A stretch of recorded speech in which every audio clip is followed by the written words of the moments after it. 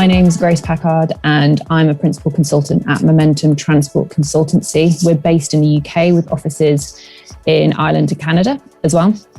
And we're made up of planners, analysts and engineers to try and progress urban mobility through influencing developments and strategies. So I'm very lucky in that my job gives me a unique opportunity to talk to a broad range of stakeholders, say from architects through to transport operators as well. And ultimately, my intention is to get as many people talking to each other about solutions to urban problems, such as sustainability, and how we can influence modal shift towards more active modes, whilst also enabling those urban areas to continue operating as efficiently as possible. So what are our views on urban mobility? We think that cities should now and in the future continue to provide an appropriate means for people and freight and other essential deliveries and services to move around urban areas. Space is very scarce, but it needs to be used as effectively and as safely as possible.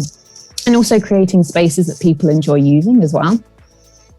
But that isn't to say that a successful city isn't a sustainable city, because sustainability incorporates both the economic and the social context too. So it's very important that we get the balance right.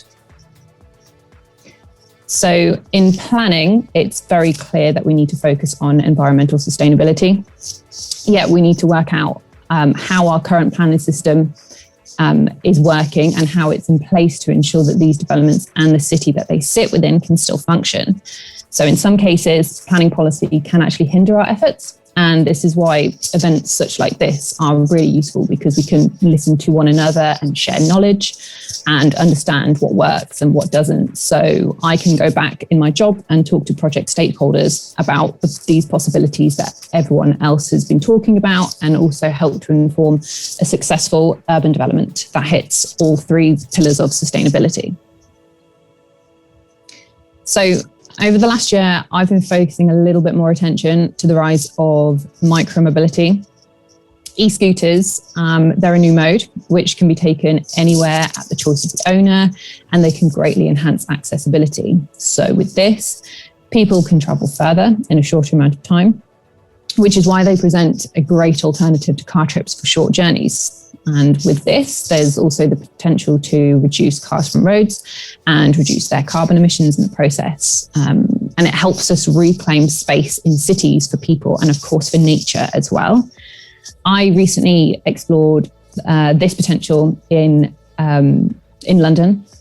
And I looked at the accessibility increase where car dominance is very high in outer London. And I found through some mapping exercises that 65% of outer London could actually be within a 10-minute journey of their town centre if they were to use an e-scooter. So that represents a huge potential to remove car trips from the road.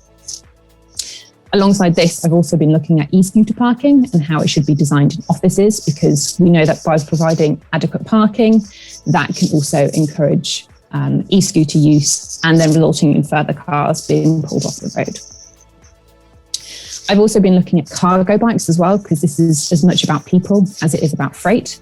And I'm looking into how we can redesign cities to enable more use of both the people carrying and goods carrying cargo bikes. But the big question I'm facing is how much road space can I take away from motor vehicles and give it to e-cargo bikes? It's not that simple, unfortunately. Like I said at the beginning, yes, we need to be more sustainable. Yes, we need to be more innovative and trust technology and big changes, but we need to make these changes without causing chaos. There's a particular way in which we need to go about urban mobility to make it more sustainable. And I'm with you all here. It's absolutely a joint effort. So I'm really pleased to be here today and talking about the work that I do and listening to everyone else as well.